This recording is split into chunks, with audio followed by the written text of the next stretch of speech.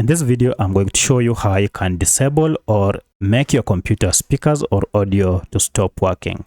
If you find this video helpful, I'll kindly request that you support me by liking the video and also by subscribing to my channel. My name is Isaac and this is A Minute with AI. Alright, let's get into it. So these steps that I'm going to show you are the same on Windows 11 and Windows 10 computers. To disable audio on your device, you first need to go ahead and look for Device Manager. There are two ways you can get to Device Manager. First, you can just go ahead and search here for Device Manager, and you can see Device Manager is here. And from here, you will get to Device Manager window. Alternatively, you can just go ahead and right click on Start menu here. And from this, you should be able to see Device Manager and select it.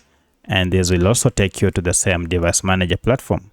Now look for the audio inputs and outputs option, and here it is.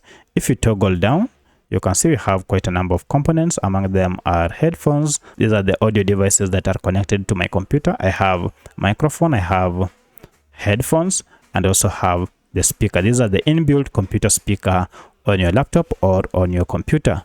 To disable them, go ahead and right click on it, and then you can see we have this option to disable device. If you click on it, you have to confirm if indeed you want to disable the device. Go ahead and click on yes, and now this will go ahead and apply the changes. And if you zoom in, you can see now the speakers have been turned off. From now henceforth, whenever you play music, maybe from a media player or VLC, it do not have audio, and this will stay so until you go ahead and enable it again. So that's how you disable audio or speakers on your computer or on your laptop. If this video is helpful, please like it and also subscribe to my channel. Thanks for watching, and let's meet in the next video.